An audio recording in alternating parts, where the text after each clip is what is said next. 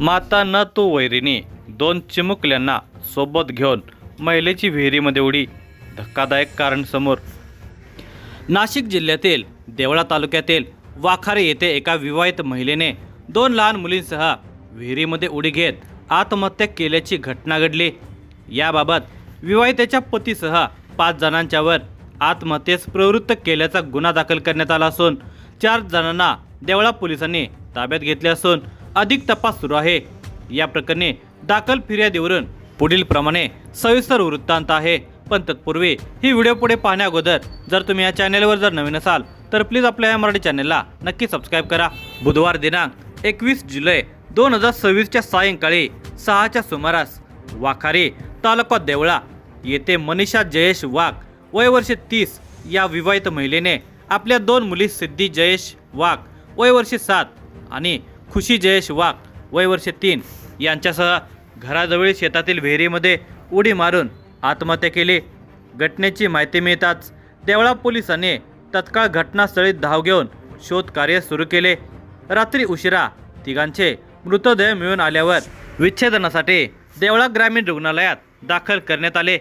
विवाहितेचा पती, सासू सासरे, देर आणि नणंदेवर आत्महत्येस प्रवृत्त केल्याचा गुन्हा दाखल केल्यानंतर सायंकाळी वाखारी येथील स्मशानभूमी तिघांच्यावर शोकाकुल वातावरणामध्ये अंत्यसंस्कार करण्यात आले. या प्रकरणी दिनांक 23 जुलै 2026 रोजी मनीषा वाघ हिचे भाऊ भास्कर बाळोबा जाधव यांनी देवळा पोलीस ठाण्यामध्ये फिर्याद दिली.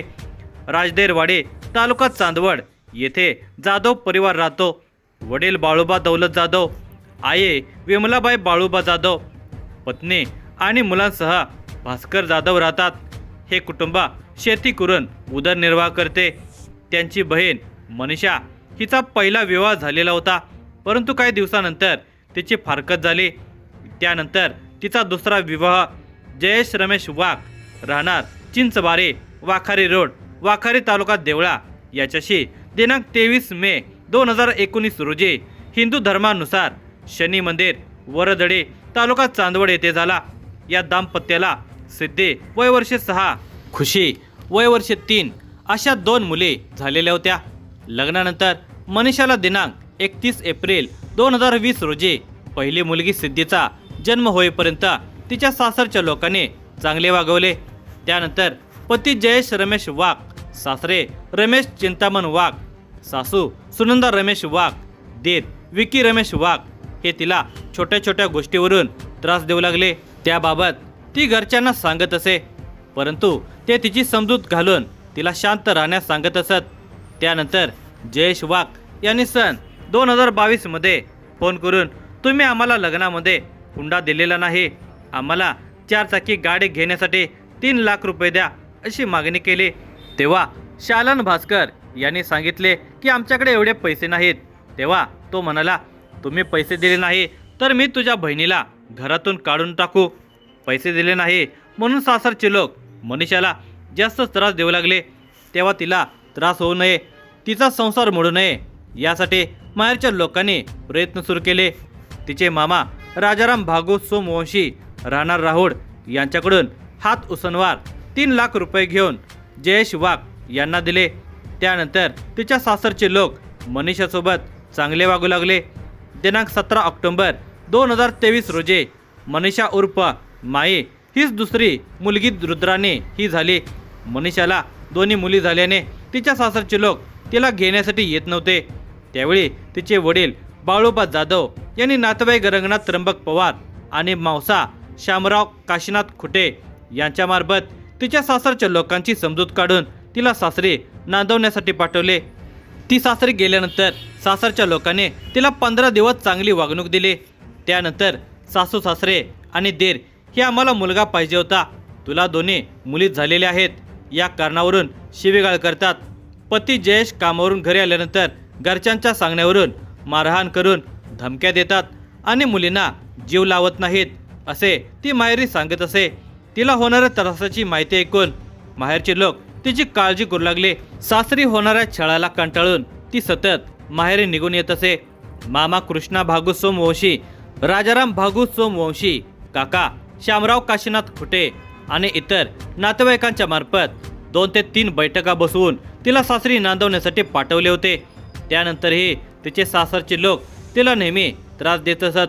दिनांक 10 एप्रिल 2026 रोजी सकाळी मनीषाने भाऊ भास्कर याला फोन करून कळवले की माझे पती आणि सासूरचे लोक हे मला म्हणत आहेत की घर बांधण्यासाठी तुझ्या आईवडिलांच्याकडून 3.5 लाख रुपये घेऊन ये. तेव्हा मी सांगितले की आता माझ्या आईवडिलांची पैसे देण्याची परिस्थिती नाही. आपण अगोदरच त्यांच्याकडून 3 लाख रुपये घेतलेले आहेत. तेव्हा मला माझे पती, सासू, सासरे, दीर आणि डिलेव्हरीसाठी आलेली माझी नणंद सविता अजित बच्छाव राहणार सायने यांनी शिवीगाळ करून मारहाण केली. तसेच तू पैसे आणले नाहीस तर तुला जिवंत ठेवणार नाही अशी धमकी दिली. ते पैशांसाठी माझा खूप शारीरिक आणि मानसिक छळ करत आहेत. हे ऐकून भास्करला धक्का बसला. कसे तरी त्याने तिची समजूत घालून देऊन तिला शांत राहण्यास सांगितले. मात्र त्याच दिवशी दुपारी 3 वाजण्याच्या सुमारास जयेश हा पत्नी आणि दोन्ही मुलींना घेऊन तिच्या माहेरच्या घरी आला.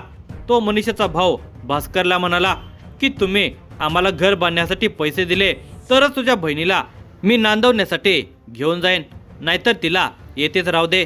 असे म्हणून तो पत्नी मुलींना सोडून एकटाच परत निघून गेला. दिनांक 5 जुलै 2026 रोजी मामा कृष्णा भागोत्सव मोशी, राजाराम भागोत्सव मोशी, काका शामराव काशीनाथ खुटे राहणार उरथुळ, रंगनाथ त्र्यंबक पवार, साहेबराव कारभारी पवार, संतोष गिरीधर बडोदे तसेच जयेश वाघ, त्याचे वडील रमेश वाघ अशा सर्व जणांची तिच्या माहेरच्या घरी बैठक झाली. तिच्या आईवडील आणि भावाने जयेशला सांगितले की आम्ही कांदे विकून तुम्हाला घर बांधण्यासाठी पैसे देतो. तेव्हा तो तिला सासरी नांदवण्यास तयार झाला आणि पत्नी मुलींना घेऊन गेला. दिनांक 21 जुलै 2026 रोजी मनीषाला तिच्या वडिलांनी फोन केला तर फोनवर ती रडायला लागली आणि सांगू लागली की नाना, माझे पती, सासू सासरे, दीर आणि नणंद सविता हे पैशासाठी माझा खूप शारीरिक आणि मानसिक छळ करत आहेत. तसेच दोन्ही मुलींनाही त्रास देत आहेत. मला आता जगावे असे वाटत नाही.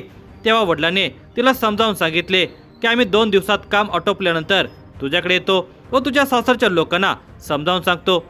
तेव्हा तिला कुठेतरी थोडा धीर आला. मात्र तिचा त्रास काही थांबेना. अखेरीस सासरी होणाऱ्या भयंकर त्रासाला कंटाळून दिनांक 22 जुलै 2026 रोजी दुपारी 4 वाजण्याच्या सुमारास माईने दोन्ही मुलींना सोबत घेऊन त्यांच्या शेतातील विहिरीमध्ये उडी मारून आत्महत्या केली. या जगाचा निरोप घेतला. आपल्यासोबत दोन्ही निरगस मुलींना पण सोबत घेऊन गेली. या प्रकरणी पोलिसांनी 4 जणांना ताब्यात घेतले असून अधिक तपास सुरू आहे.